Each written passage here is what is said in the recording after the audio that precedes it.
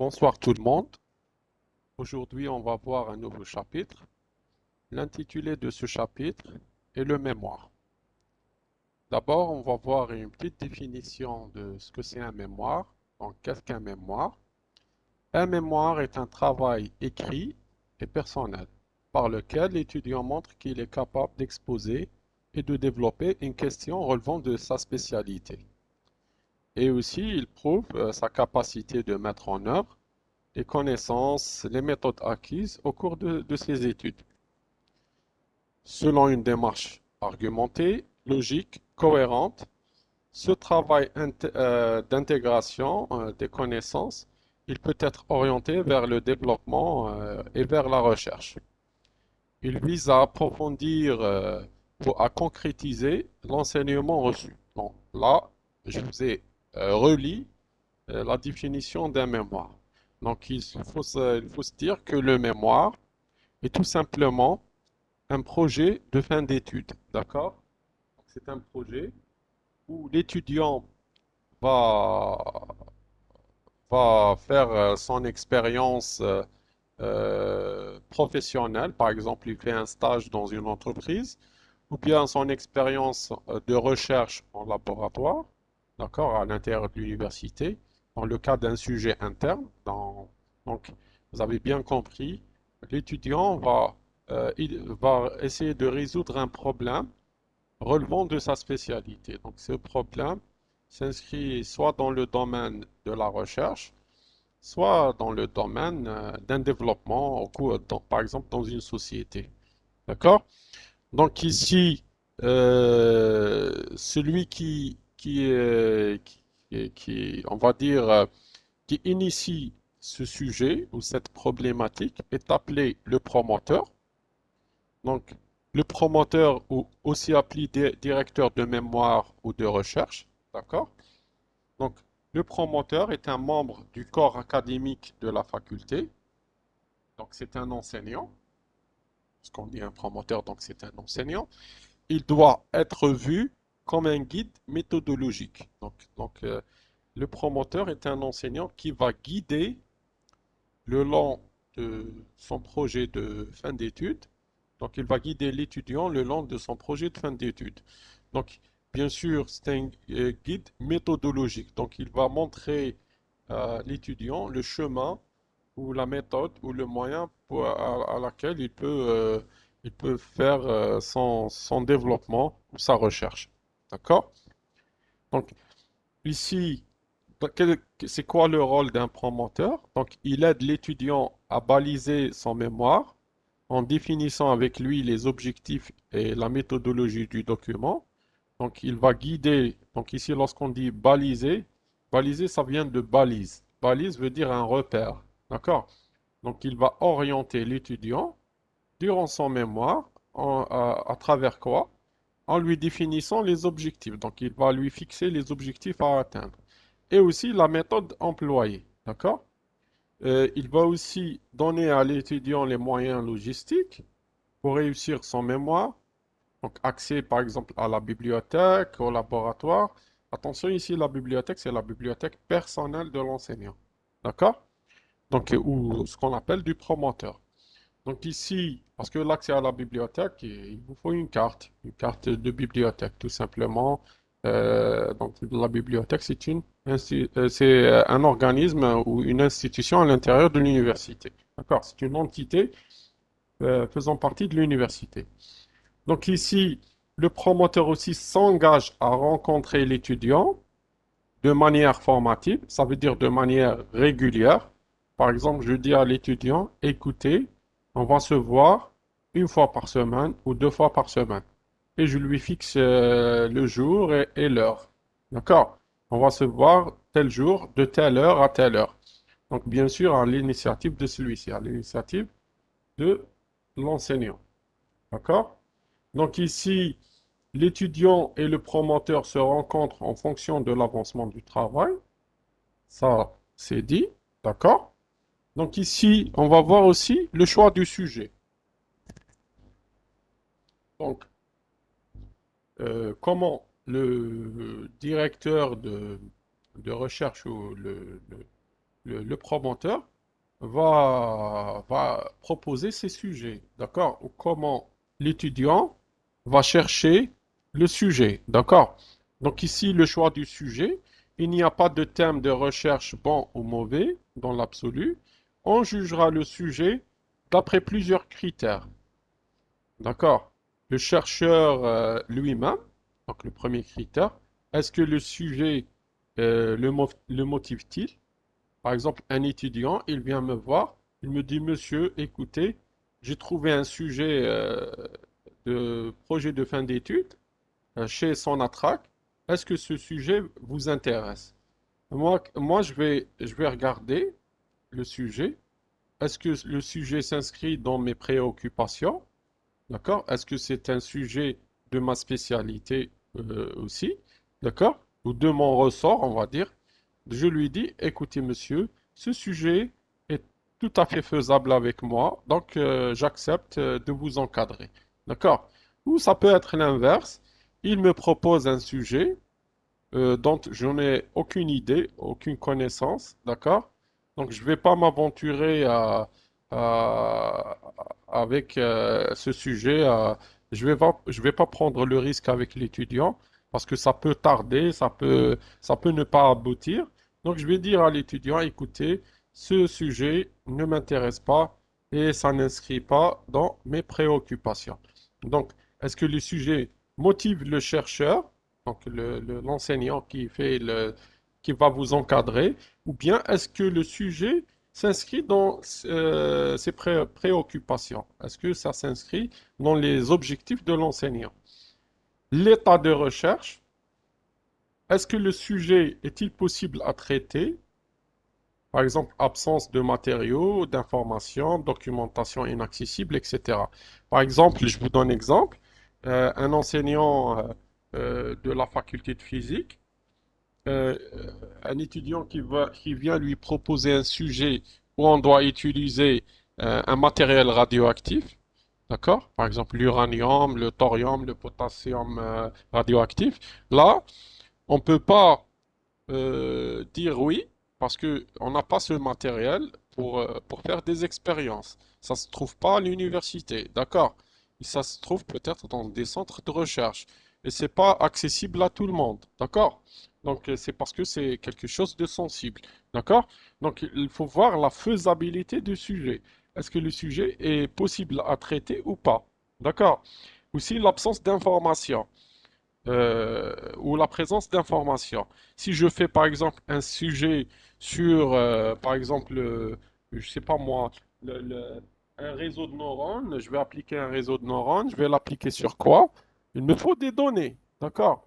Donc ici, il faut aussi voir l'état de la recherche, aussi la documentation. Imaginez que c'est un sujet de recherche jamais vu, donc il n'y a aucune documentation sur ce sujet. Je ne vais pas m'aventurer avec l'étudiant et lui dire, écoutez, on va faire ce sujet, personne ne l'a fait, on va le faire, d'accord? Et ça va peut-être ne pas aboutir ou peut-être ça va prendre beaucoup de temps. Là, je parle des étudiants de master. Peut-être pour les étudiants de doctorat, c'est faisable de prendre ce genre de sujet, mais pour les étudiants de master, non, on ne peut pas prendre ce genre de sujet, on ne peut pas s'autoriser. Donc, pourquoi? Parce que pour le master, l'enseignant doit juste s'assurer que l'étudiant a bien acquis les connaissances théoriques et les connaissances, on va dire le savoir et le savoir-faire pour il le juge apte à avoir le diplôme et aller travailler dans la société. D'accord? Donc, souvenez-vous, il faut que l'étudiant doit montrer des aptitudes et des compétences qu'il peut utiliser plus tard dans la vraie vie, dans la société. Maintenant, on va parler de la problématique. Donc, un mémoire a une problématique. D'accord? C'est quoi la problématique? Est-ce que quelqu'un peut me dire?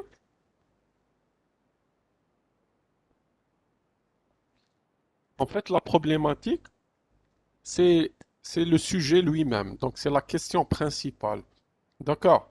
Donc, souvenez-vous, lorsqu'on traite un mémoire, on traite une question et donc un problème. D'accord? Donc lorsque je dis une question, ça peut être un problème. Donc ici, c'est une composante essentielle dans le travail de la préparation de la thèse. Elle se construit autour de la question principale, qui doit être cruciale et centrale, donc essentielle par rapport au sujet choisi. D'accord? Donc, après avoir choisi son sujet, il faut chercher le moyen de définir et de préciser la manière dont on veut l'aborder, pardon.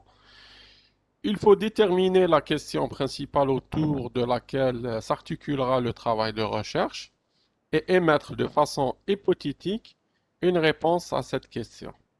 Donc ici, on vous explique les étapes de la problématique. Donc, de la problématique. Donc, elle se constitue en deux phases. Donc, la première phase, c'est la question principale. Donc, ici, on vous dit établir la problématique. Donc, ça revient à poser la question principale. Et la deuxième étape, c'est émettre des hypothèses. Donc, ici, émettre d'une façon hypothétique une réponse à cette question. Donc, c'est quoi une hypothèse? Je vous ai dit et je le répète, une hypothèse, c'est une solution envisageable.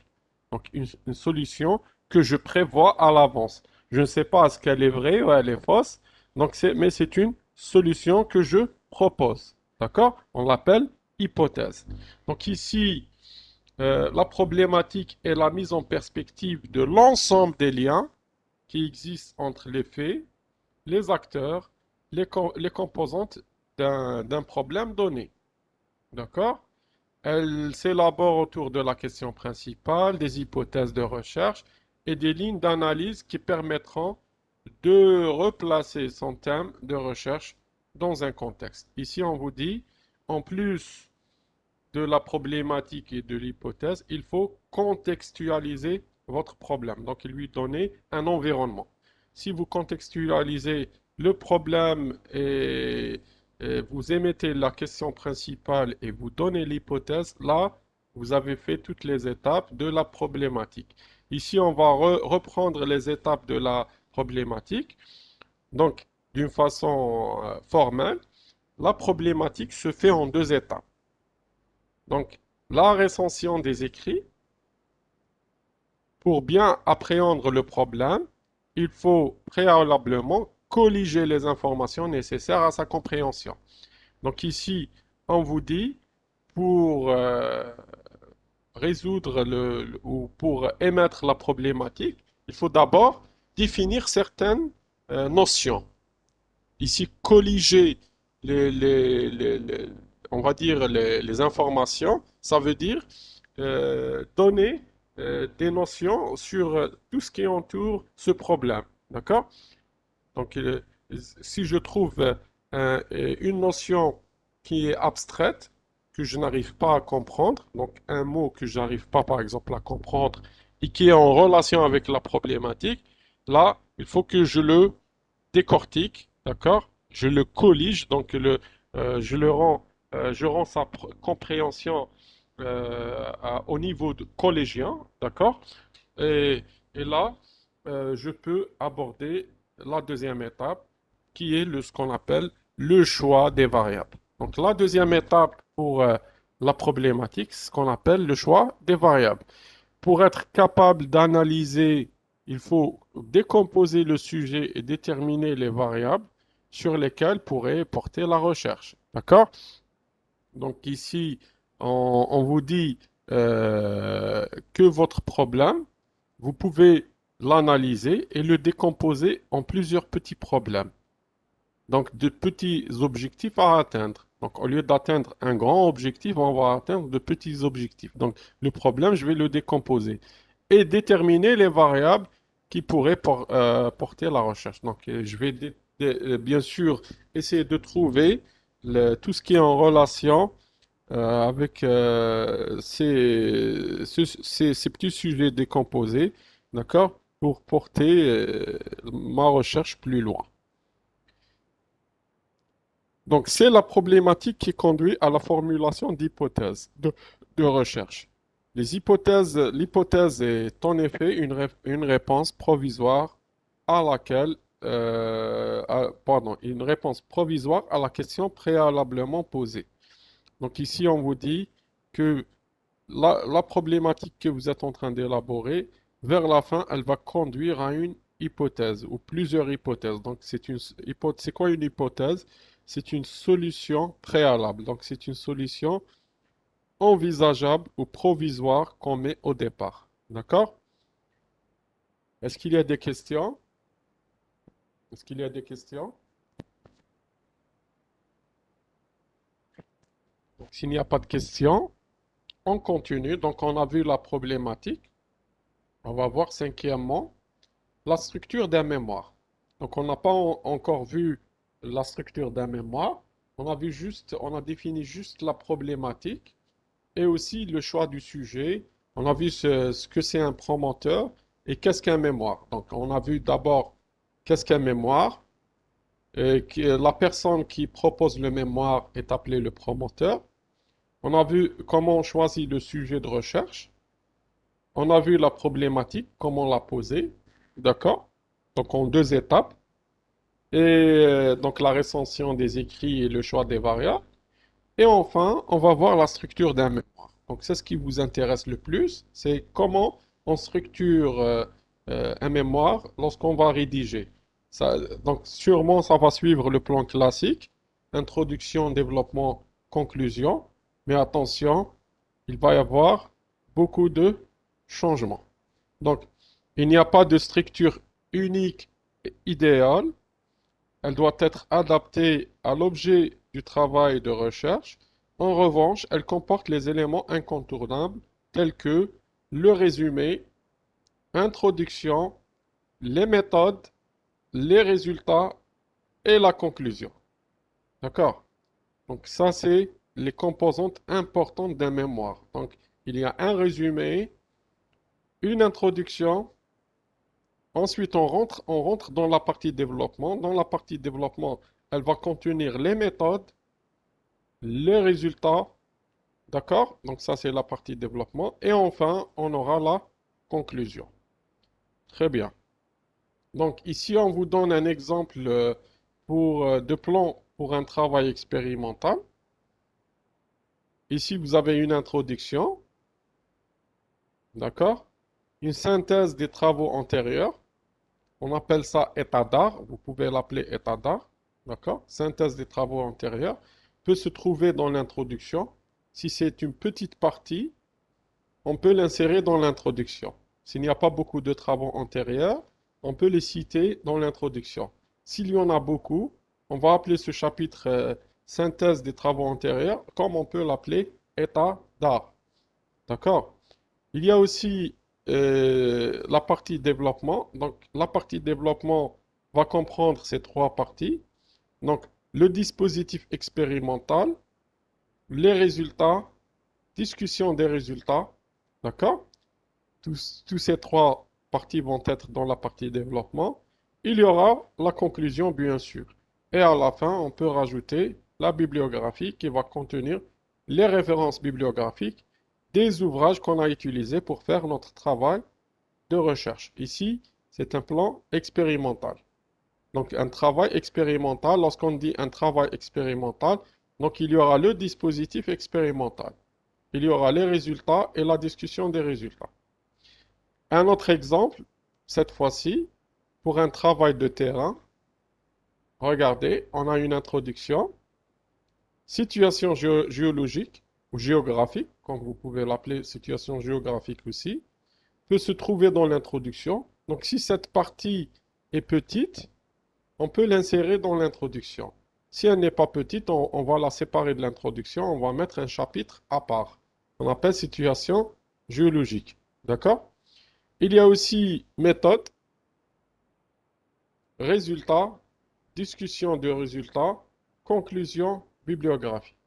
Regardez la différence ici. Ici, on utilise dispositif expérimental, ici méthode. En fait, c'est presque la même chose. D'accord? Donc ici, dans tous les cas, il est important de distinguer les méthodes. Donc, dispositif expérimental, technique d'analyse, technique de modélisation, technique géophysique, etc. D'accord? Vous voyez ici, on vous dit que dispositif expérimental, on le trouve ici dans la partie méthode pour le travail de terrain. D'accord? Mais pour un travail de laboratoire, on l'appelle dispositif expérimental. D'accord? Donc ici, euh, on distingue aussi des résultats. D'accord? Donc, présentation des résultats obtenus dans le cadre du travail et de la discussion. Donc, dans la partie discussion, c'est confrontation des résultats aux problèmes scientifiques posés. D'accord? Comment progresse-t-on dans la solution du problème posé, la limite de l'étude, etc. D'accord? Donc, est-ce qu'il y a des questions pour ça? Donc ici, on vous résume rapidement ce qu'il y a ici dans ce petit paragraphe. D'accord? Il n'y a pas grand-chose. D'accord? Donc ici, il y a aussi les pages liminaires. Donc ici, ça c'est le plan, on va dire classique. Mais avant de commencer l'introduction, regardez ici, on a commencé directement l'introduction. Mais avant l'introduction, il y a des pages qu'on appelle les pages liminaires. Donc, elles correspondent aux pages placées avant le corps du texte. Elles incluent les pages titres. Donc, il y a une page au début du mémoire appelée page titre. Il y a les remerciements, la table des matières, la liste des figures et des tableaux, le résumé du mémoire. Donc, attendez, je vais vous chercher un mémoire et je vais vous montrer ça. J'espère en avoir ici dans mon PC. D'accord. Je pense que j'en ai un ici. Est-ce que vous arrivez à voir? Donc, ça, c'est la page titre. Donc, ça, c'est mon mémoire de magistère, lorsque j'étais étudiant en magistère. D'accord? Donc ici, regardez, ça c'est la page titre. Donc elle va contenir le titre, tout simplement. D'accord? On va voir ça. Donc, mais avant, mais juste après la page titre, il y a les remerciements. Regardez, c'est écrit ici. Donc la page titre, les remerciements. Ensuite, la table des matières. Donc on va voir ici, est-ce que j'ai une table de matières?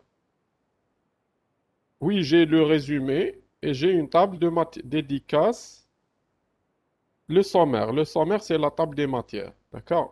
On peut l'appeler sommaire comme on peut l'appeler table des matières. On l'appelle sommaire lorsque ce n'est pas trop détaillé. On l'appelle table des matières lorsque c'est trop détaillé. D'accord? Donc, vous voyez, donc ici, vous avez tout ça. Donc, page titre, remerciements, table des matières, liste des figures et liste des tableaux, le résumé du mémoire, d'accord? Donc, je pense avoir ça sur un autre mémoire d'ingénierat. Donc, je vais essayer de vous trouver un mémoire d'ingénierat, si j'en ai ici, dans mon PC. Je pense pas, d'accord? Je pense pas avoir ici dans ce... Parce que c'est un nouveau PC. Donc sur l'ancien PC, j'en ai ça. Et sur ce PC, j'en ai pas. C'est dommage, mais c'est pas grave. L'essentiel, je vais vous montrer juste le plus important. D'accord? Donc je vais vous montrer le, le mémoire. D'accord? Comment il est. Donc, euh, donc je reviens à notre PDF. Donc je pense que vous arrivez à voir. Donc ça, c'est juste des pages qu'on peut trouver avant l'introduction. Est-ce que vous arrivez à voir le PDF?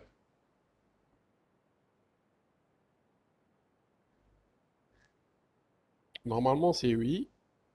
Très bien. Donc avant de commencer l'introduction, on a une première page qu'on appelle page titre. D'accord? C'est cette page. D'accord? On va l'appeler page titre parce qu'elle contient le titre du sujet. Il y a aussi la page remerciement, le résumé. Bon, ça c'est dédicace, c'est optionnel, d'accord? Il y a aussi le sommaire ou ce qu'on appelle la table des matières, d'accord? Tout ça, on les trouve avant l'introduction, d'accord? Est-ce que vous avez compris? Très bien. Donc on revient à notre partie de cours. Donc, on va parler de la page titre. C'est une vitrine importante du mémoire. Elle doit être aussi courte que possible et renseigner avant tout sur la problématique. À sa lecture, on doit pouvoir reconnaître la thématique traitée ou le problème abordé. On peut trouver un bon titre à partir d'une liste de mots-clés, extraits, par exemple, du résumé ou de l'introduction. Donc ici, on vous dit que le titre, vous pouvez le choisir à partir d'une liste de mots-clés. Lorsque vous allez résoudre votre problème, vous allez faire la recension des écrits. Regardez ici, je reviens en arrière. Regardez ici, dans la partie problématique, on fait la recension des écrits. Donc pour bien appréhender le problème, il faut préalablement colliger les informations nécessaires à sa compréhension. Lorsque je dis colliger, ici, veut dire euh, comprendre chaque terme en relation avec la problématique.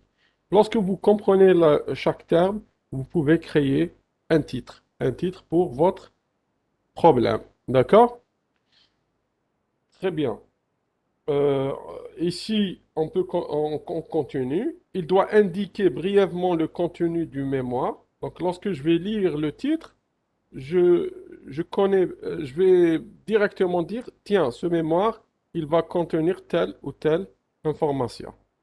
Il peut être suivi d'un sous-titre, d'accord? Objectif plus spécifique, les méthodes, localisation d'études, etc. D'accord? Il peut évoquer les principaux résultats indiqués et indiquer l'angle d'approche utilisé.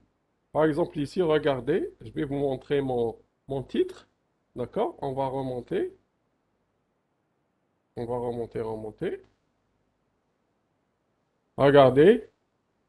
Contribution de la gravimétrie à la cartographie des structures géologiques régionales. D'accord? J'aurais pu m'arrêter ici, du nord de l'Algérie. Donc, j'ai travaillé sur tout le nord de l'Algérie. D'accord? Donc, ici, vous voyez, donc, ça, c'est un titre qui explique bien la problématique. Qu'est-ce que je fais? Je fais une étude gravimétrique. D'accord? Pourquoi? Dans quel but? Pour cartographier les structures géologiques régionales. Où ça? Dans le nord de l'Algérie. Donc, j'ai donné pas mal d'informations qui sont citées ici. Objectif plus spécifique, les méthodes, la méthode j'ai utilisé gravimétrie, la localisation de la région d'étude. Vous voyez, il peut évoquer les principaux résultats et indiquer l'angle d'approche. Donc ici, parfois, on peut, par exemple, citer la méthode qu'on va utiliser dans le titre. D'accord? Donc ici, il y a aussi la table des matières. Si elle n'est pas détaillée, on va l'appeler sommaire et on doit impérativement la placer avant l'introduction, d'accord? Si elle est détaillée, elle est appelée table des matières et elle peut être mise à la fin du mémoire, d'accord? Pas complètement à la fin, mais parmi les pages liminaires qui vont être vers la fin. Je vous explique, il y a des pages liminaires qui vont être au début des mémoires et des pages liminaires qui vont être vers la fin. Les pages liminaires qui vont être au début des mémoires, c'est la page titre, les remerciements, la table des matières, la liste des figures et la liste des tableaux, le résumé du mémoire. On peut rajouter les dédicaces. D'accord? Et pour les pages liminaires qui vont être vers la fin, on peut citer par exemple les annexes et la bibliographie. D'accord? Donc ici, on revient. Donc, la table de matière, elle comprend toutes les parties du mémoire, y compris la liste des figures, la liste des tableaux, la liste des abréviations, la liste des symboles et le résumé. Seuls les remerciements et la table des matières elles-mêmes n'y apparaissent pas. D'accord? Euh, elle annonce le plan, elle comporte un renvoi à une numérotation contenue, des pages, annexes comprises. Le programme Word, sous le menu Insertion, offre une table des matières. D'accord? Une table des matières automatique.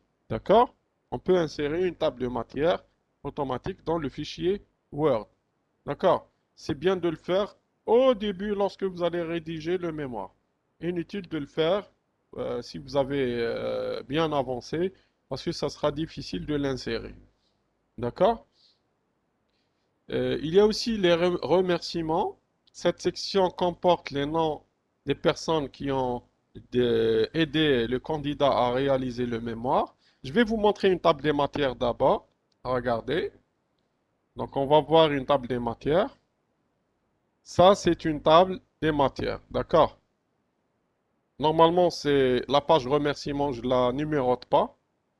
L'abstract aussi. Dédicace aussi. Sommaire aussi. Je dois numéroter à partir de introduction. Là, j'ai fait quelques erreurs, vous voyez. Donc ces pages-là, je vais pas les numéroter. Je commence à numéroter à partir de l'introduction. D'accord? Est-ce que vous avez compris? Donc ça, c'est ce qu'on appelle table des matières. Donc le premier chapitre, le deuxième chapitre, et là, les titres qu'il y a dans les chapitres avec le numéro de page. D'accord? Est-ce que vous arrivez à voir? Oui, donc tout ça, c'est une table des matières. Et bien sûr, vers la fin, il y aura aussi les conclusions générales, l'annexe, la bibliographie. Tout ça, on va le voir après. D'accord? Donc, je reviens. Donc, on va voir aussi les remerciements. Cette section comporte les noms des personnes qui ont aidé le candidat à réaliser le mémoire. Qui vous a aidé à réaliser le mémoire? D'abord, vous allez remercier votre promoteur, celui qui vous a offert le sujet ou la problématique. Aussi, si vous avez un copromoteur dans la société, si vous avez fait un stage externe, vous allez le remercier. Vous allez remercier les membres de jury qui vont faire votre soutenance pour ce mémoire. Vous allez remercier vos parents, vos amis et toutes les personnes qui vous ont aidé de près et de loin à réaliser ce mémoire. Je vais vous montrer une page de remerciement. D'accord? Normalement, j'en ai eu une ici. On va la lire. Regardez. Donc ça, c'est dédicace. Normalement, j'ai remerciement ici. Remerciement. Vous voyez, donc c'est écrit remerciement. Ce fut lent, difficile et psychologiquement très éprouvant, mais grâce au Tout-Puissant, me voilà arrivé au presque. Ça, c'est une phrase que j'ai rajoutée. Comme l'entête l'indique, je profite de ce paragraphe pour remercier Monsieur Idriss Mouloud qui a accepté de me confier ce travail, donc c'est le professeur, d'accord, et de m'avoir encadré en m'apportant sa grande expérience sur l'interprétation des cartes gravémétriques et surtout de bien rédiger ce mémoire. Bien sûr, ma spécialité, c'est de la géophysique, d'accord? Le président de jury, le professeur Hamoudi, et Monsieur Boudela, d'accord, le professeur Boudela, et Monsieur Bourmat, professeur Bourmat, membres de jury qui ont bien voulu évaluer mon travail. Voilà, par exemple, ce monsieur, c'est un chercheur qui m'a aidé. Un grand merci à Monsieur Hamay pour toute l'aide qu'il m'a apportée, notamment sur l'utilisation du logiciel Geosoft, etc. D'accord? Oui, donc j'ai remercié pas mal de personnes.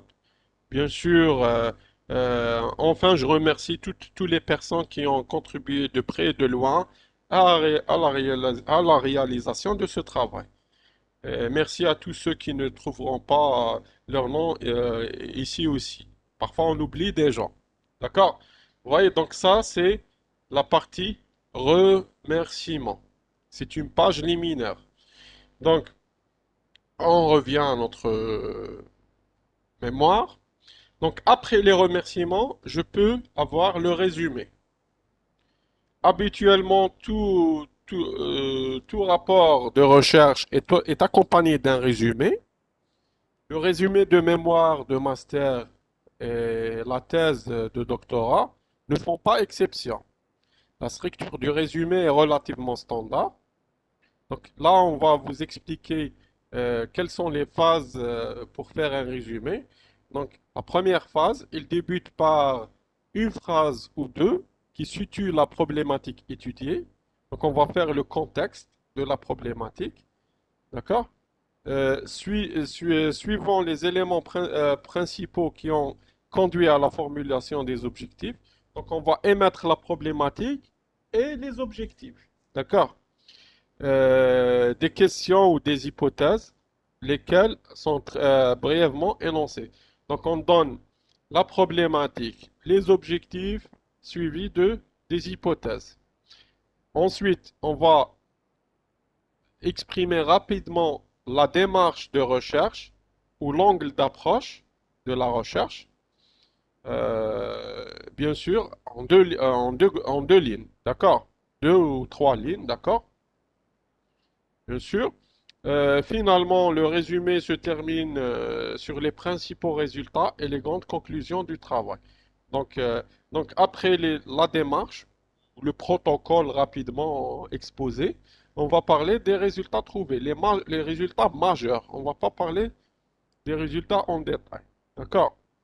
Donc, vous voyez, donc le résumé va vous résumer tout ce qu'il y a à l'intérieur de mémoire. Qu'est-ce que, c'est quoi votre problématique? C'est quoi votre but de sujet? C'est quoi la thèse que vous avez exposée? C'est quoi la démarche que vous avez utilisée? Et enfin, quels sont les résultats que vous avez trouvés? Donc, c'est ces questions qu'il faut se poser lorsque vous allez rédiger la partie résumé. Résumé du mémoire. Attention ici, c'est pas un simple résumé, c'est le résumé du mémoire. Parce qu'il y a le document résumé, vous l'avez déjà vu. Là, c'est une page qu'on trouve dans le mémoire. Elle est appelée résumé du mémoire. D'accord? Et cette page, elle va finir par quatre mots-clés. D'accord? On va voir ça. Donc ici, on va lire. Le défi est d'essayer de rédiger tout cela en moins de 500 mots, ou même idéalement moins de 300 mots. D'accord? Le résumé doit pouvoir être lu en isolation totale du reste du mémoire. Donc ici, on vous dit, si une personne vient, il n'a pas lu votre mémoire du tout, mais s'il a lu le résumé, il peut trouver toutes les informations. Donc, les informations essentielles dans ce résumé. Donc, il peut se dispenser du mémoire, ne pas lire le mémoire. D'accord? Ici, on vous dit cinq mots-clés. Moi, j'ai dit quatre, mais c'est cinq mots-clés caractérisant la recherche sont placés immédiatement sous le résumé. Ces mots-clés sont choisis de manière à évoquer, selon leur pertinence, l'objet, l'échantillon, la méthode et les résultats. D'accord? Je vais vous montrer un résumé rapidement. Regardez. Donc, je pense que j'en ai un. Il est juste là. Regardez. Ça, c'est un résumé de mémoire. D'accord? On va le voir rapidement. Je vais dézoomer. On va le voir. Regardez. Donc là, je suis en train d'évoquer le problème, le contexte, le problème, la méthode, d'accord? Les résultats obtenus, d'accord? Et là, regardez vers la fin. J'ai mis combien de mots-clés? Un, 2, 3, 4, on va dire 5 mots-clés. Moi, j'ai mis 6 mots-clés, d'accord? Parce que pour moi, ça, c'est juste, c'est pas vraiment un mot-clé, d'accord?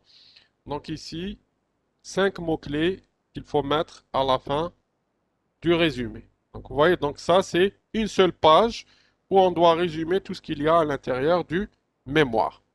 D'accord? Donc on revient. Un bon résumé traduit quoi? Il traduit un bon esprit de synthèse de celui qui le rédige, bien sûr. Comment présenter l'ensemble du travail dans une seule page. La capacité de distinguer les informations les plus importantes de celles qui le sont moins. D'accord? Donc, ça, c'est aussi les capacités de celui qui est en train d'écrire le résumé. Et la clarté du style. Est-ce que celui qui est en train d'écrire le résumé a un bon niveau intellectuel? Est-ce qu'il écrit bien? Est-ce qu'il ne fait pas de fautes d'orthographe? Est-ce il a un bon style d'écriture? Voilà. Donc, ensuite, on va voir l'abstract. Pardon, les listes. En fait, le résumé en anglais est appelé abstract. Donc, c'est la traduction en anglais du résumé. Donc, si vous trouvez dans certains mémoires, dans certains livres, abstract, ça veut dire que c'est résumé. D'accord? Très bien, on va voir les listes. Donc, les différentes listes de figures, de tableaux, des abréviations et des symboles utilisés doivent être placés sur des pages distinctes, avant le corps du texte. Elle comporte les numéros et le titre du page et la page, d'accord? Donc ici, on vous dit qu'il y a les listes des figures. Par exemple, moi, lorsque je vais chercher une figure dans le mémoire, d'accord? Je ne vais pas parcourir tout le mémoire. Je vais vers cette liste de figures. Je vais lire le titre. Je vais dire, et voilà, j'ai trouvé la figure que je cherche. Elle est à la page 32. Donc, je vais directement à la page 32. Je peux voir bien cette figure et l'utiliser pour un autre travail. D'accord? Par exemple, si j'ai un tableau de données, il est dans ce mémoire. Donc, pour le retrouver aussi, il y a une liste des tableaux. D'accord. Aussi, une liste d'abréviations. Par exemple, si j'écris, par exemple, ici, regardez, j'ai écrit dans le résumé, je vais lire le résumé. D'accord, je reviens. D'accord. Pardon, pas ici. Je suis complètement... D'accord. On va voir le PDF, l'autre PDF. Regardez. Si je vais lire le résumé ici, BGI. BGI, pour moi, c'est le bureau de gravimétrie internationale. Donc je dois avoir, au lieu de l'écrire ici, bon, dans le résumé, je dois l'écrire. Mais au lieu de l'écrire à chaque fois dans le mémoire, au lieu d'écrire tout ce mot qui est composé de trois mots, c'est grand, je vais écrire BGI. Mais pour me simplifier la vie, je vais faire une page où je vais mettre toutes ces abréviations. Qu'est-ce que ça veut dire ce BGI? Qu'est-ce que ça veut dire, par exemple, par exemple, pour les symboles? Lorsque je vais écrire, par exemple, mgal. Mgal, ça veut dire milligal. D'accord? C'est une unité de mesure de la gravité. D'accord? Par exemple, si vous faites un mémoire en électronique, si vous écrivez A, c'est l'ampérage. D'accord? Si vous faites un mémoire, je sais pas moi, en physique, si vous écrivez DPS, c'est désintégration par seconde. D'accord? C'est des abréviations que vous avez listées, que vous allez lister dans une page.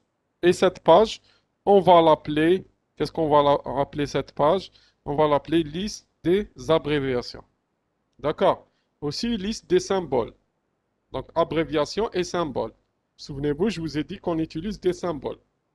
Par exemple, le A avec le symbole degré en haut, ça veut dire le angstrom. D'accord? Donc ici, c'est des symboles qui expriment une unité, par exemple, utilisée. D'accord? Euh, donc ici, le numéro de la figure ou du tableau est habituellement construit selon le modèle. Donc le chapitre, l'ordre dans le chapitre, par exemple, ici on vous dit 2-1. 2, ça veut dire chapitre 2 et 1 veut dire figure 1. D'accord? D'ailleurs, on trouve ça sur la partie sommaire ou la partie table des matières. Je vais vous montrer ça. Regardez, 1, 1, 2, 1, 3, 2, 1, 2, 2, 2, 3. Par exemple, j'arrive ici, 5, 2, 5, 2, 5, 1. Là, je suis en train de détailler. 2, 5, 1, 1. 2, 5, 1, 2, je suis en train de détailler. Vous voyez, donc c'est juste, c'est comme une arborescence. D'accord? Pareil pour les figures. Je peux faire ça aussi. D'accord? Donc, je continue. La liste des abréviations, sigles et acronymes, d'accord, doit être minimale et ne doit comprendre que les abréviations, sigles et acronymes les plus courants et connus, d'accord? Pour les moins connus, il est d'usage d'écrire le nom au complet suivi de l'abréviation, du sigle ou de l'acronyme entre parenthèses lors de sa première apparition dans le texte. On vous dit que si l'abréviation ou le sigle ou l'acronyme utilisé est connu, donc vous n'avez pas besoin de le citer dans le texte. Donc vous allez le citer que dans la liste des abréviations et symboles. D'accord? Mais si le mot n'est pas connu, donc il vaut mieux le faire entre parenthèses à sa première apparition dans le texte. D'accord? Par exemple, je vous ai montré ça tout à l'heure sur le résumé du mémoire. D'accord? Et normalement, je vous ai montré ça tout à l'heure. On va le voir. Attendez. Donc, je partage. Regardez. Donc, je reviens au résumé. Regardez ici. J'ai écrit Bureau de gravimétrie internationale et là, entre parenthèses, BGI. Parce que c'est sa première apparition dans le texte. Maintenant, si je vais le réécrire dans le texte, pas la peine d'écrire tout ça, j'écris seulement BGI. Très bien. Donc, ça, c'est juste pour la première apparition. Très bien. Donc, on revient. Donc, après les listes, on a vu les listes, on va voir l'introduction. Qu'est-ce qu'on trouve dans l'introduction du mémoire? Donc la structure de l'introduction est assez semblable d'un mémoire à un autre. Elle comporte deux parties. La première correspond au fond du mémoire. Elle amène de manière générale à la thématique étudiée. Puis, on resserre cette thématique générale autour d'un problème social ou scientifique particulier en présentant les préoccupations, les motivations de la recherche par rapport à ce problème. Donc ici, finalement, on souligne l'intérêt d'étudier ce problème, on décrit clairement la contribution du travail de recherche. La deuxième partie de l'introduction porte sur la forme du mémoire, relativement brève. Elle présente la structure du texte, le nombre de chapitres, la description de chaque chapitre. Je vais résumer tout ça, d'accord? Là, c'est pour vous, c'est abstrait, c'est juste une lecture. Donc, ici, on vous dit la structure de l'introduction, euh, elle est presque la même d'un mémoire à un autre. D'accord? Donc, elle va être en deux parties. La première partie, on va parler du contexte. D'accord? Dans quel contexte se situe le problème? On va évoquer le problème. D'accord? Donc ici, dans le contexte du problème, on va évoquer le problème, d'accord? Les objets, qu'est-ce qui a motivé cette étude? Donc la motivation de l'étude, d'accord? Donc bien sûr, cette étude s'inscrit par exemple dans les préoccupations de telle société qui veut résoudre, qui veut par exemple améliorer quelque chose ou développer quelque chose ou résoudre ce problème. D'accord? Donc, euh, et bien sûr, donc ça va donner de l'intérêt à votre travail. Donc, c'est quoi l'intérêt? Quel est l'objectif de votre travail? Enfin, on va décrire ce qu'il va y avoir comme procédure dans votre mémoire. Je vais dire, dans le premier chapitre, on va faire une analyse et traitement des données. Dans le chapitre 3, on va faire une, on va dire de l'expérience, On va faire notre expérience, d'accord? On va présenter le matériel et faire notre expérience. Dans le chapitre euh, 4, on va, euh, on va, on va présenter les résultats et discuter les résultats. Et dans le chapitre, et enfin, on va donner une conclusion. Donc, c'est comme ça qu'il faut dire, qu'il faut décrire votre mémoire dans cette partie introduction. Il y a aussi, donc après l'introduction, il y a la partie état d'art. Donc, la partie état d'art, je vous ai montré tout à l'heure la partie état d'art, elle se situe où? Dans le schéma de tout à l'heure. Donc, je remonte, regardez. Vous avez introduction, synthèse des travaux antérieurs. En fait, cette partie, je vous ai dit, on peut l'appeler état d'art. Donc, je vais faire le recensement de tout ce qui a été fait comme travaux antérieurs. Comme je peux la trouver aussi, ici. Situation géologique. Ça, c'est une partie qu'on peut qualifier aussi d'état d'art. D'accord? Regardez, je reviens vers la partie état d'art. C'est un état de toutes les recherches déjà faites et toutes les connaissances concernant l'objet de la recherche en question. Donc, présentation des travaux antérieurs, critique des travaux antérieurs, description du lien entre le sujet traité dans les mémoires et les travaux antérieurs. D'accord? Par exemple, moi, je fais un mémoire je vais étudier une région donnée. Il y a des gens qui ont déjà étudié cette région, mais d'une façon différente parce que leurs objectifs sont différents. Mais ils ont des données que j'ai besoin dans mon mémoire. Donc je vais dire qu'ils ont présenté qu'ils ont fait cette étude et je prends ces données de leur étude pour les utiliser dans mon mémoire, par exemple. D'accord? Ou ces résultats qu'ils ont obtenus pour que je les utilise dans mon mémoire. Donc il y a aussi la formulation du problème théorique. Donc on va faire l'inventaire et organisation des notions, concepts, théories, modèles, explications déjà proposées par d'autres. Donc je vais faire un inventaire, donc je vais lister toutes les notions, le mafahim on dit en arabe, de ce qui a été fait comme travaux avant moi. D'accord? Et aussi, il y a la présentation des hypothèses explicatives. Donc, bien sûr, donc cette partie, état d'art, je peux émettre les hypothèses. Donc, les solutions que je propose pour le problème. D'accord? Euh, donc, bien sûr, l'hypothèse, on l'a vu dans la partie introduction, on peut la reproduire ici, d'accord, avec plus d'explications.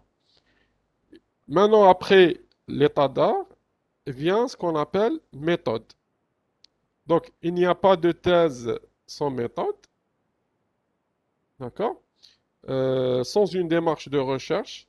Cette partie du mémoire de la thèse est consacrée à la présentation de la démarche méthodologique adoptée pour justifier ce qu'on a fait pour tenter de répondre à la question générale.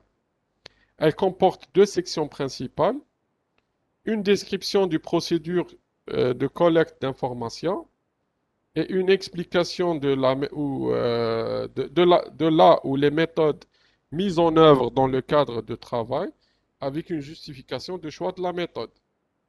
Cette description doit être suffisamment précise et fiable pour que le lecteur puisse reproduire la démarche à partir de cette seule description, laquelle doit permettre de cerner les forces et les limites de la méthode adoptée. Une partie consacrée aux procédures d'analyse et de traitement des données. Donc ici, on vous dit que la partie méthode, elle est composée de deux parties. Donc la première, c'est une description de la procédure de collecte d'informations. D'accord? Généralement, la collecte d'informations pour un scientifique, c'est faire des mesures. D'accord? Donc je fais des mesures et je collecte la donnée. D'accord? Je compte la donnée. D'accord? Et j'explique pourquoi j'ai utilisé tel ou tel appareil, par exemple. Pourquoi j'utilise tel ou tel dispositif. D'accord? En électrique, pourquoi je fais les résistances en parallèle et je ne vais pas les mettre en série. D'accord? Par exemple. Là, je dois donner des explications. D'accord? Pourquoi? Parce que ça va être conforme avec mes objectifs. D'accord? Et une partie consacrée aux procédures d'analyse et traitement des données. Les données que j'ai collectées ici, est-ce qu'elles sont toutes fiables ou pas? Je peux le savoir en les analysant. Est-ce qu'il y a des erreurs dans ces données? S'il y a des erreurs, je dois les traiter. D'accord? Les corriger. Je fais un filtrage, par exemple, de données. J'élimine les données qui ne sont pas fiables et je garde que les données fiables. Donc, c'est ça la partie méthode. D'accord? Il y a aussi une présentation des résultats. Donc, je vais appliquer ma méthode ici. Donc, ça, c'est traitement et analyse des données et la méthode proposée. Là, j'ai choisi la méthode à appliquer. J'applique la méthode et là, je vais avoir des résultats. Donc, le chapitre va aller à l'essentiel, d'accord? Il vise à mettre en évidence ce que l'ensemble des observations et résultats euh, est significatif aux égards de notre question de recherche. On présente les tableaux, les graphiques significatifs, d'accord? Ils doivent être annoncés et expliqués dans le texte. Dans le cas d'une thèse, il faut souligner sa contribution dans l'obtention des résultats, en particulier si le travail s'insère dans celui d'un groupe de recherche. D'accord?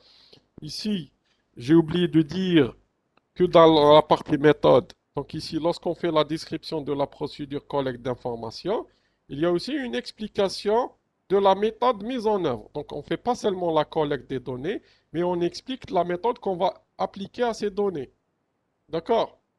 On va appliquer une méthode à ces données, et cette méthode, bien sûr, il faut savoir si elle est judicieuse, elle est bien choisie, donc justification du choix de la méthode, d'accord? Et si elle est suffisamment précise et fiable, d'accord? Ici, par exemple, en chimie, la partie, la mise en œuvre de la méthode, d'accord? Donc la méthode, c'est le protocole, et la partie mise en œuvre, c'est l'application du protocole, d'accord? Euh, Ici, dans la partie résultat, on fait deux choses, d'accord? On observe les résultats, donc on va donner ce qu'on est en train d'observer, et on va donner un sens à cette observation. Lorsqu'on donne un sens à cette observation, on va le voir après, ça va être la partie interprétation. Là, on fait que observer. D'accord? L'ensemble des observations des résultats significatifs. D'accord? Donc, on fait qu'observer. On n'a pas encore donné un sens au résultat. Là, lorsqu'on va discuter, discussion et interprétation des résultats, là, on va discuter ces observations. Je vais essayer de leur donner un sens. D'accord? Par exemple, je vous dis, ici, j'ai trouvé le papier pH rouge et je m'arrête. Parce que je suis en train d'observer, c'est ce que j'ai trouvé. J'ai mis un papier pH dans une solution, il est devenu rouge. Je vais dire, j'observe que le papier pH change de couleur en rouge. Ici, dans la partie interprétation, je vais dire que le changement de couleur du papier pH en rouge veut dire que la solution est acide. Vous voyez, là, je suis en train de donner un sens à cette observation. D'accord? Donc ici, l'interprétation et la discussion des résultats consistent à montrer en quoi les données recueillies et les résultats obtenus permettent de répondre à la question de recherche. Il faut rappeler brièvement les objectifs et la problématique du travail. D'accord? C'est là que le résultat doit prendre un sens. Donc ici, je souligne sens par rapport à ces objectifs de recherche et aux problèmes posés.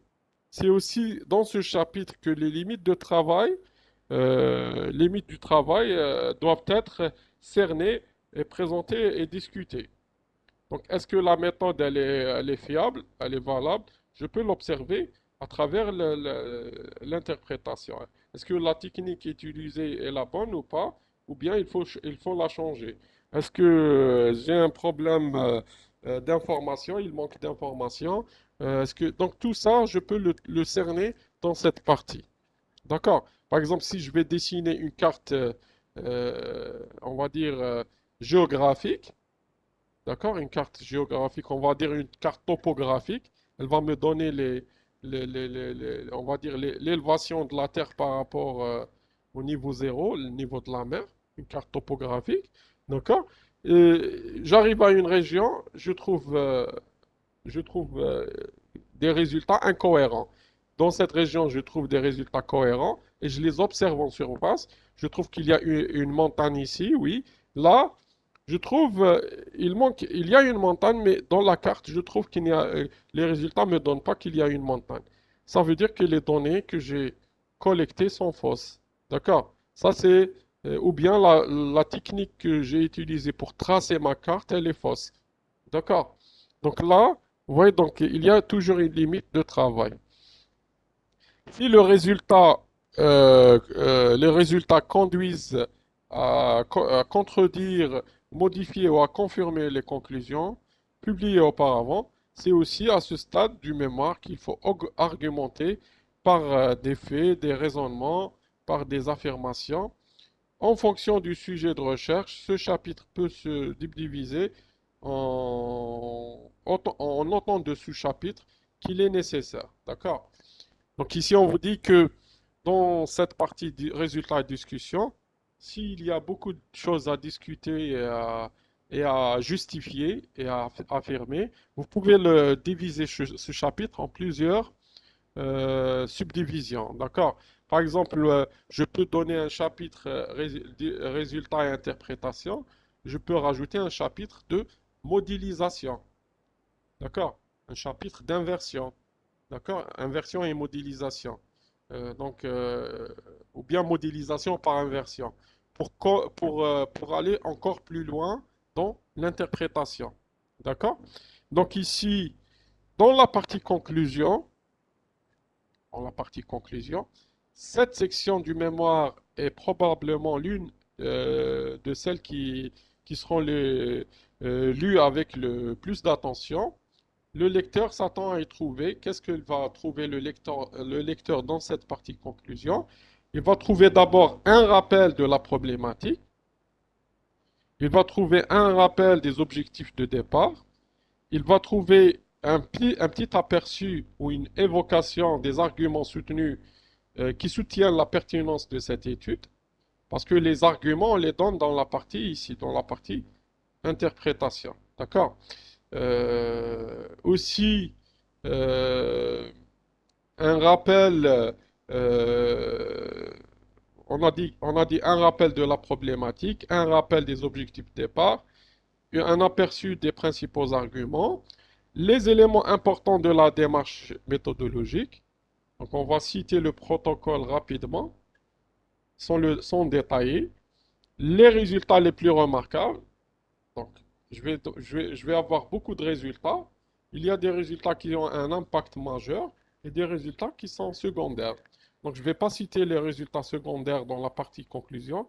Je vais citer que les grands résultats, les résultats qui ont un impact important. D'accord? Donc, résultats les plus remarquables. Les perspectives du travail. Donc, qu'est-ce que ces résultats vont ouvrir comme piste de recherche euh, dans le futur? D'accord? Parce que j'arrive à un résultat et ce résultat peut me conduire à une nouvelle question. Et cette nouvelle question va être une nouvelle étude et ainsi de suite. La conclusion constitue un résumé détaillé à partir duquel on peut facilement rédiger le véritable résumé qu'on place au début du mémoire. On vous dit que si vous voulez bien écrire votre résumé, vous le laissez vers la fin.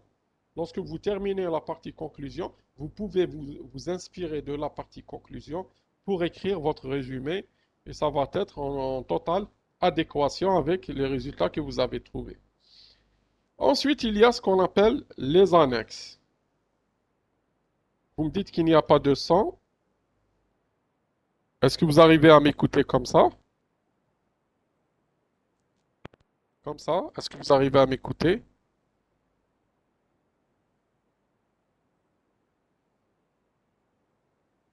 Très bien. Regardez les annexes. Est-ce que vous avez des questions jusqu'à présent?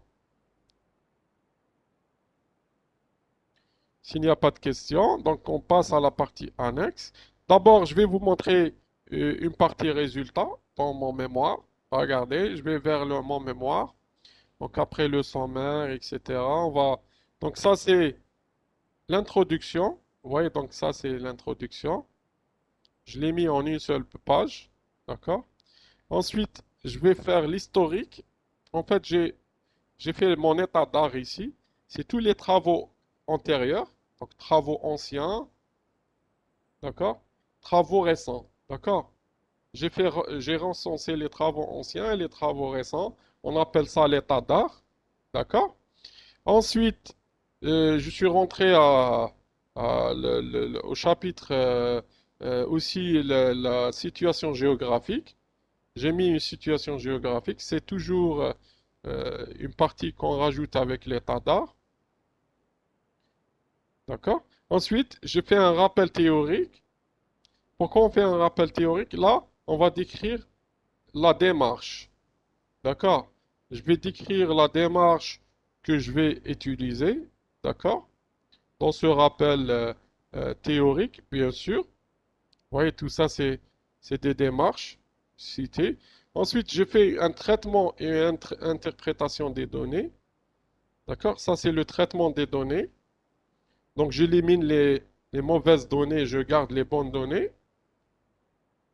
D'accord? Là, je commence l'interprétation. D'accord? Là, donc, interprétation des données. Donc, je commence l'interprétation et je commence à faire des cartes et interpréter, etc. D'accord?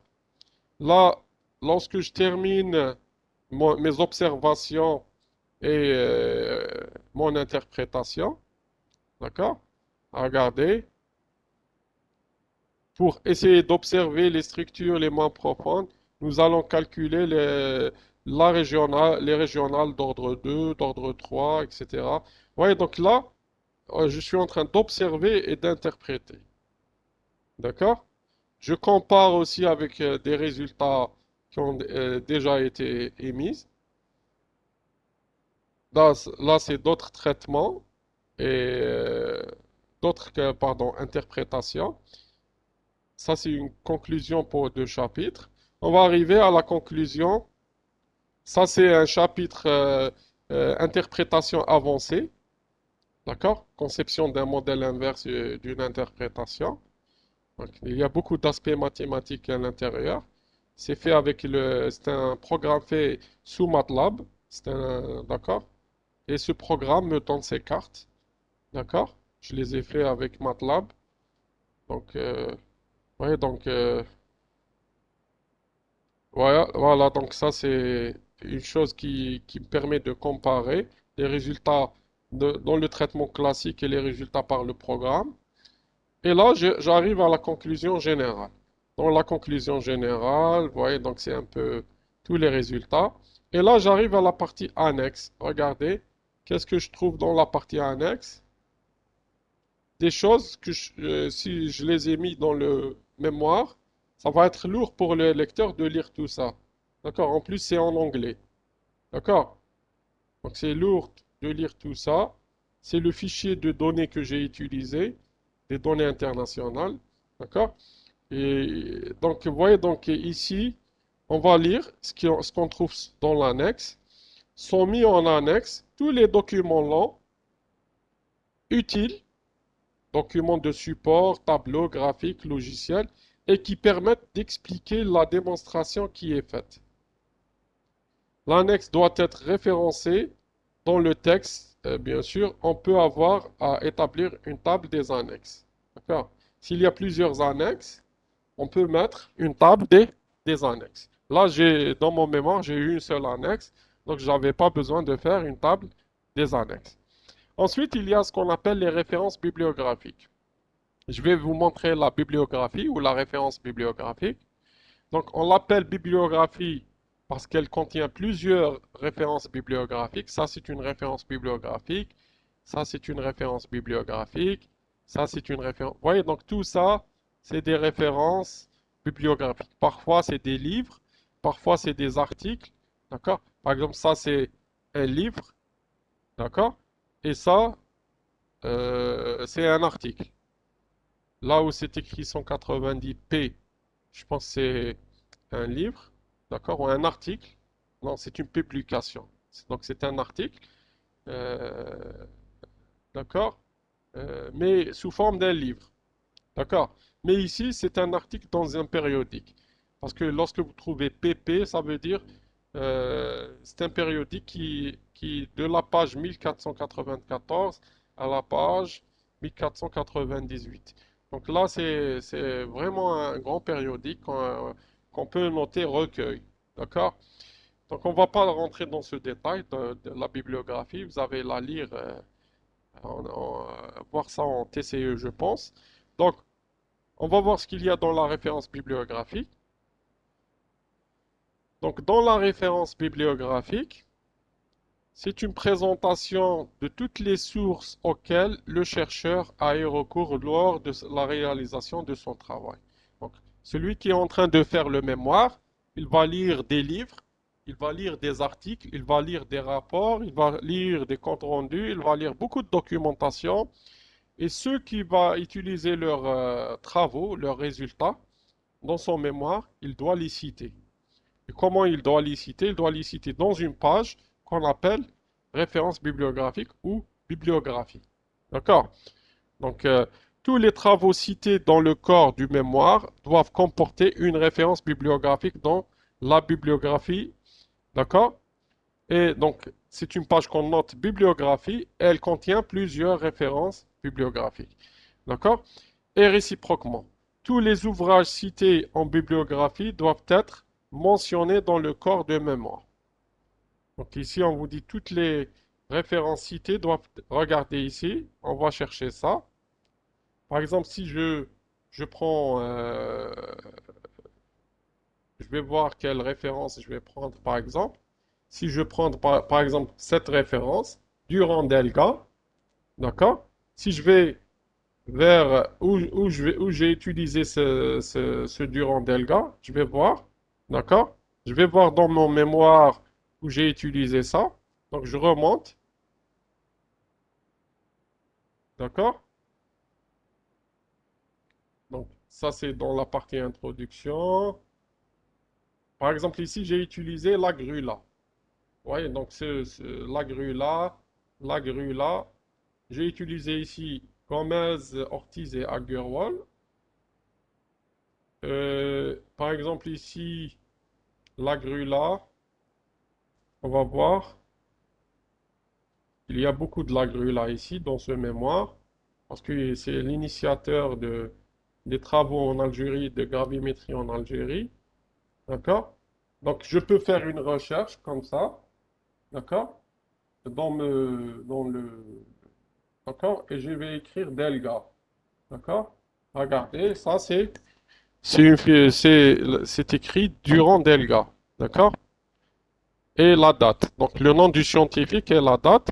Donc donc ici, qu'est-ce qu'il dit? Le nord de l'Algérie est caractérisé par une diversité géologique et morphologique appartenant au domaine alpin. Donc qui a dit cette phrase? C'est ce scientifique. Donc je vais le citer dans la référence bibliographique parce que c'est pas moi qui a trouvé ça. C'est lui qui a trouvé que ça appartient au domaine alpin. D'accord? Donc je vais ici à la lettre D, je vais le trouver. D'accord? Ici. D'accord? Donc chaque travail, il peut avoir que ce monsieur, par exemple, il a plusieurs travaux que j'ai cités dans mon mémoire. D'accord? Donc, donc il faut bien penser à réécrire le nom et l'année de l'auteur dans le texte lorsque vous utilisez aussi leur travail pour situer quelle partie vous avez utilisé ce travail. D'accord? Donc, on va revoir. On va revoir tous les travaux cités dans le corps de mémoire doivent comporter une référence dans la bibliographie et réciproquement, tous les ouvrages cités en bibliographie doivent être mentionnés dans le corps du mémoire. Moi, je les ai mentionnés Dans la partie introduction, dans la partie développement et dans la partie conclusion, non. C'est ma partie. Donc, les techniques de présentation sont précises. Doivent figurer les renseignements suivants. Donc, le nom de l'auteur, la date de publication du document, le titre, le nom de l'éditeur, le nombre de pages, le nom de la revue et le numéro de page. Ici, on vous dit qu'est-ce que vous allez trouver dans la partie référence de bibliographie. On va voir ça. Regardez, on va voir une référence bibliographique. Euh, Par exemple, je prends ça. D'accord? Absolute Gravimetry at BIPM. D'accord? Là, c'est le titre. Ça, c'est la maison d'édition. D'accord? Ça, c'est le deuxième auteur. Je pense. D'accord? Ça, c'est le nom du journal. Ça, c'est le nombre de pages. Donc, cette publication, elle est de la page 1 à la page 10. Et ça, c'est l'ISBN. D'accord? Donc, l'ISBN. Donc, ici, on a donné un ISBN à cette publication. D'accord? Je pense qu'il y a deux publications dans cette conférence. D'accord? Par exemple, on va voir une autre. Par exemple, ça, c'est un, un mémoire de notre professeur Belhaï de la faculté de géologie. Évolution de la tectonique de la zone algéroise. D'accord? Tout ça, c'est un titre. D'accord? Donc ici, il mentionne que c'est une thèse de doctorat de l'Université de sciences et de la technologie Houaï Boumedienne. Il donne le nombre de pages. D'accord? Donc vous voyez, donc ici, ça c'est une référence bibliographique. Donc toujours le nom de l'auteur et l'année. N'oubliez pas. D'accord? Donc on revient. Donc je pense qu'on a terminé. Donc vous allez voir les références bibliographiques, je pense, sont essayées en détail. Donc est-ce que vous avez des questions? Si vous n'avez pas de questions, donc on va arrêter là. Donc je résume. Qu'est-ce qu'on trouve dans un mémoire? D'accord? Donc il y a les pages liminaires en premier. Donc je vais revenir en arrière. Attendez. Donc, donc il y a euh, les pages liminaires. Donc dans les pages liminaires, qu'est-ce qu'on trouve? Donc c'est les pages qui viennent avant l'introduction. Donc on va voir la page titre. Je vous ai montré la page titre. Elle est ici. D'accord? Ça c'est la page titre. D'accord? On trouve aussi euh, la table des matières. Je vous ai montré un sommaire. Je vous ai montré, ensuite, il y a les remerciements. D'accord? Et il y a le résumé. D'accord? Il y a le résumé. D'accord? Euh, il y a les listes des figures, les listes des tableaux et les listes des abréviations. Tout ça, on les appelle les pages liminaires. D'accord? Regardez, c'est écrit 5.1.1. 5.1.1, c'est le titre. 5.1.2, c'est l'étape des matières. 5.1.3, le remerciement. 5.1.4, le résumé. Donc tout ça, c'est les pages liminaires. D'accord? Aussi 5.5, et ensuite, les listes aussi, c'est les pages liminaires. Ensuite, après les pages liminaires, il y a l'introduction. Après l'introduction, il y a l'état d'art. Ensuite, il y a méthode. Ensuite, il y a dans méthode, après méthode, il y a présentation des résultats. Ensuite, après présentation des résultats, il y a discussion et interprétation des résultats. Et enfin, il y a conclusion. Après conclusion, on peut trouver une annexe. Après une annexe, on peut trouver une référence bibliographique. Donc, je vais les écrire sur le chat. D'accord? Je vais l'écrire sur le chat. Donc, il y a les pages liminaires, c'est la page titre en premier. Ensuite, qu'est-ce qu'on a dit? Après la page titre, qu'est-ce qu'on a? Est-ce que quelqu'un peut me dire? Donc après la page titre, on a la table des matières. Table des... Donc, donc je vais écrire table des matières. Après table des matières, qu'est-ce qu'on a? On a le résumé. Le résumé du mémoire. D'accord? Après le résumé du mémoire, on a les listes. D'accord? Figure, tableau et abréviation. Donc on peut trouver plusieurs types de listes. D'accord? Après les listes, on va avoir l'introduction. Introduction. D'accord? Après introduction, on va voir l'état d'art. Après l'état d'art, on va avoir méthode. D'accord? Je suis en train d'écrire sur le chat. Ça n'apparaîtra pas dans la vidéo, mais c'est bien de le répéter. Après méthode, il y a présentation des résultats. Donc présentation des résultats. Là, on parle que des observations. On n'a pas encore interprété. Ensuite, il y a discussion et interprétation des résultats. D'accord? Après discussion et interprétation, il y a conclusion. Après conclusion, il y a annexe. Si on a une annexe, elle n'est pas obligatoire. D'accord? Et après annexe, on a référence bibliographique ou bibliographie. Donc, bibliographie. D'accord? Donc, donc c'est les principales étapes d'un mémoire. Donc, je répète, les principales étapes d'un mémoire. Vous avez la page titre, donc la structure de mémoire. Vous avez la page titre, c'est une seule page. La table, donc la table des matières, le résumé, les listes, des figures, des tableaux et des abréviations. L'introduction, elle peut se faire en une page ou deux pages, de préférence en une page. Il y a l'état d'art, c'est l'état des travaux antérieurs. D'accord? Il y a la partie méthode, vous allez expliquer la méthode utilisée ou le protocole. Il y a la présentation des résultats, vous allez mettre toutes les observations que vous observez après l'application de la méthode. Il y a aussi les discussions et interprétations. Vous allez essayer de donner un sens aux observations et de critiquer. Donc, vous allez discuter. Est-ce que ça confirme votre hypothèse ou pas?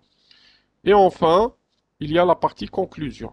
Dans la partie conclusion, vous allez faire un rappel de la problématique, un rappel des objectifs, un rappel de l'hypothèse. Vous allez donner les principaux résultats, donc les résultats majeurs, bien sûr, et vous allez donner la perspective. Qu'est-ce qu'il y aura comme, euh, on va dire, qu'est-ce qu'on peut faire comme travaux dans le futur en utilisant ces résultats. Et enfin, il y aura, après la conclusion, une annexe, d'accord? Et après l'annexe, donc l'annexe, c'est tous les documents longs que vous avez utilisés. Par exemple, je fais un programme. Je ne peux pas mettre tout le programme à l'intérieur du mémoire. Par exemple, un programme écrit en Fortran, ou bien en Python, ou bien en langage C. Je ne peux pas mettre tout le programme à l'intérieur du mémoire. Je vais mettre quelques parties importantes de ce programme et je vais les mettre en annexe. D'accord? Pour que ça ne soit pas lourd au lecteur de lire votre mémoire. D'accord? Euh, je vous ai montré tout à l'heure, par exemple, j'ai un tableau de données très important que je n'ai pas pu mettre dans le mémoire. Donc, j'ai pris une capture d'écran de ces données. D'accord? Je les ai mis en annexe comme preuve. Euh, Bien sûr, j'ai mis même le header de ces données, les données du Bureau de gravité internationale. Et c'est une preuve pour moi que j'ai mis dans l'annexe.